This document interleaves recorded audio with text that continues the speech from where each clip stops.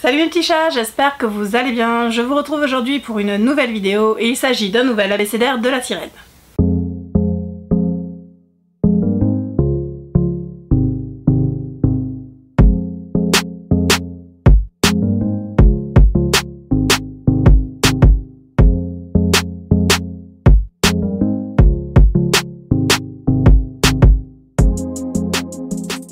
Donc comme je vous le disais en introduction, il s'agit d'un nouvel abécédaire de la sirène et aujourd'hui ce sera O comme On Voice. Alors, ce qui est bien quand on a une petite chaîne comme la mienne, c'est qu'a priori je peux parler de à peu près ce que je veux sans que ça fasse polémique et sans que ça remonte aux oreilles du booktube bien pensant, parce que bien entendu, dès qu'on dit quelque chose, on est observé. Mais moi je me dis, avec mes 4 followers, je sais que vous êtes un petit peu plus, mais normalement, je vous fais confiance, vous devriez pas aller me balancer aux autorités non consentantes. C'est pas ça que je voulais dire, enfin bon, aux autorités bien pensantes, et je suis en train de me dire que je sais pas jusqu'à quel point je ne vais pas faire de pub pour cette vidéo sur Instagram. Alors non pas parce que j'assume pas ce que je vais dire, mais tout simplement parce que la polémique et moi ça fait deux et que j'ai pas vraiment envie de lancer une polémique sur un sujet qui pour moi est certes important, mais bref, vous allez comprendre quand je vais vous en parler. Alors le On Voice, qu'est-ce que c'est ? Alors je suis allée faire mes petits devoirs sur le blog de la Booktillaise, c'est quoi son nom? La Booktillaise. Alors c'est une des personnes les plus virulentes en ce qui concerne le On Voice, donc du coup je me suis dit que j'allais regarder. Et donc quand je lis sur son blog, le mouvement On Voices est né d'un hashtag lancé par Corinne Duivis. Elle a lancé le hashtag avec la littérature pour enfants, mais il a été vite élargi par ses utilisateurs pour inclure toute la littérature ou l'édition. Alors je ne sais pas du tout qui c'est Corinne Duivis. Du coup je vais regarder sur son blog, je sais pas qui c'est. Et je vous avoue que je m'en fiche un peu. Alors je vais pas rentrer dans le débat du On Voice ou pas On Voice, mais je voulais juste dire à travers ça qu'en fait je trouve dommage que qu'on vienne en fait interdire, et c'est pas le but. Je sais que si on regarde tout le monde, enfin si on écoute les gens, non c'est pas alors oui, voilà, je vous explique l'histoire.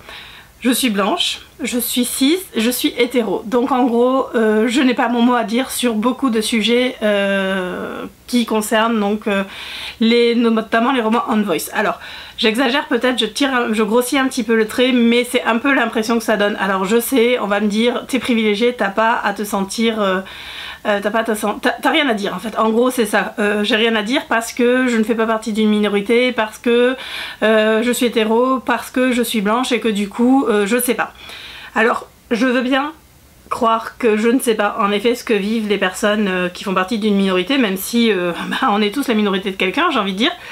Le but c'est pas de dire ce que je vis est plus légitime, est aussi légitime que ce que vous vivez, ou c'est pas parce que je le vis pas que je sais pas ce que c'est. Je sais sûrement pas ce que c'est, mais j'ai juste envie de dire qu'en fait ça me gave un peu cette histoire de On Voice, parce que j'ai envie de lire pour me divertir, pour m'évader, et j'ai pas envie d'analyser en fait que le bouquin que je suis en train de lire il a été écrit par une nana hétéro pour une autre nana hétéro, peut-être, mais c'est pas très grave en soi.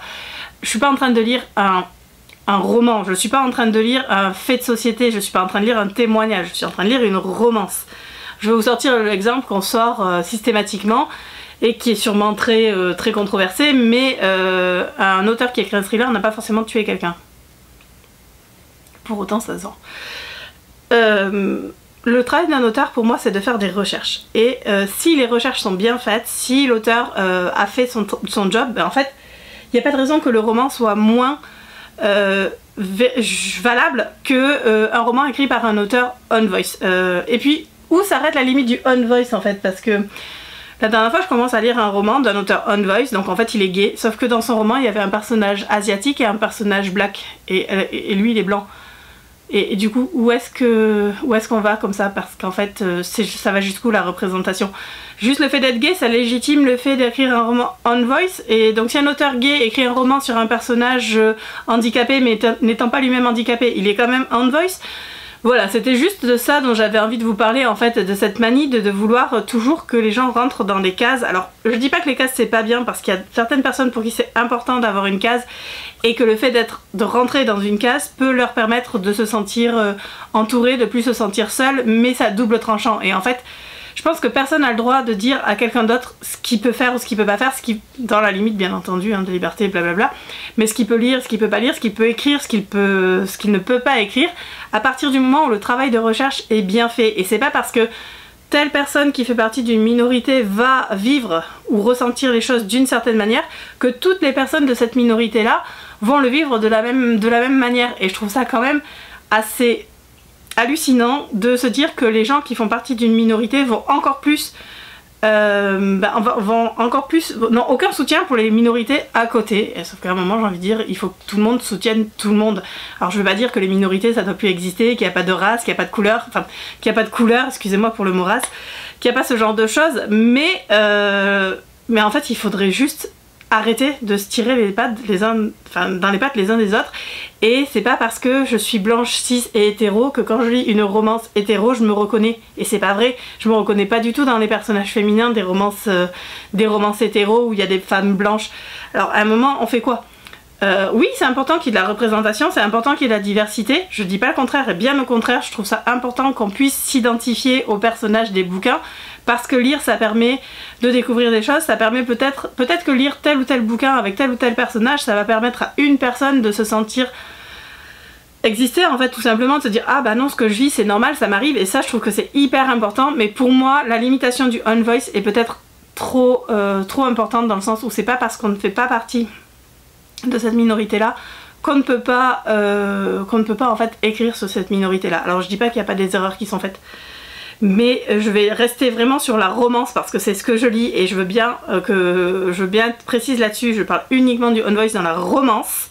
Voilà, c'est pas parce qu'on est hétéro qu'on ne va pas pouvoir se renseigner sur la sexualité gay, et excusez-moi mais une sodomie fille-garçon ça reste une sodomie. Alors il y a des différences, je dis pas le contraire, mais les scènes de sexe dans les romances hétéros ne sont pas réalistes. Pourquoi les scènes de sexe dans les romances MM devraient l'être? Ça reste de la romance, ça reste quelque chose de fantasmé, de romancé, et oui, on a le droit de lire de la romance MM pour fantasmer, et juste, voilà, pourquoi pas, comme on pourrait regarder un porno derrière. Toutes les romances sont pas faites pour ça, mais ça reste de la romance. Le but c'est quand même de rêver, de s'évader, et c'est pas parce que c'est une femme qui l'a écrit, une femme hétéro qui l'a écrit, qu'elle va être plus mauvaise qu'une romance écrite par un homme gay. Parce que la sexualité d'un homme gay n'est pas forcément la même que celle de tous les hommes gays de la Terre. Et c'est le principe, c'est la diversité, c'est ce qui fait le plaisir de... Enfin, ce qui fait qu'on est tous humains, qu'on est tous différents, c'est ce qui fait le fait d'être... Enfin bref, j'arrive pas à trouver mes mots, mais bref, vous voyez ce que je veux dire. Cette vidéo est super décousue et je vais m'arrêter là parce que je veux vraiment pas lancer une polémique, mais tout ce que je voulais vous dire c'est que moi le on voice ça me saoule. Quand je me rends compte qu'on a trouvé des mots pour décrire les romances écrites par des femmes hétéros pour des femmes hétéros, je trouve ça vraiment lamentable.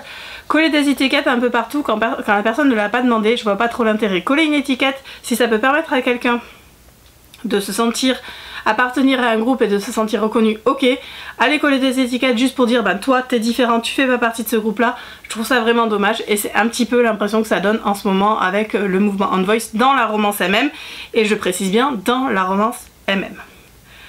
Voilà, cette vidéo est maintenant terminée, j'espère vraiment, n'hésitez pas à me donner votre avis en commentaire, je supprimerai, ça m'étonnerait qu'il y en ait un bien entendu, mais je supprimerai bien entendu les commentaires injurieux, blablabla. Je précise juste que j'ai cité BookTS parce que c'est elle qui en parle énormément et que je voulais voir quelle était sa définition. Je me suis arrêtée à la définition de base, je ne suis pas allée lire l'article en entier et je ne remets pas du tout en cause tout ce qu'elle dit. C'est juste que c'est le nom qui m'est venu, enfin quand j'ai tapé on voice sur Google, c'est le premier article qui est remonté, ça s'arrête là. Je la connais parce que j'ai lu quelques tweets qu'elle avait pu faire au moment de certaines polémiques. Je ne jugerai pas du tout ni ce qu'elle dit ni ce qu'elle fait, c'est pas le but.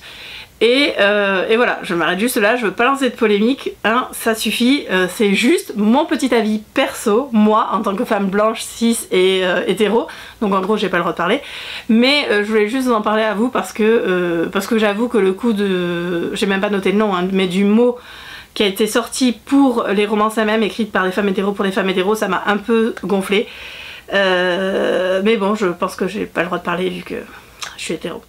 Sur ce, je vous fais de gros bisous, je vous souhaite une très bonne journée et je vous dis à très bientôt pour une nouvelle vidéo. Salut!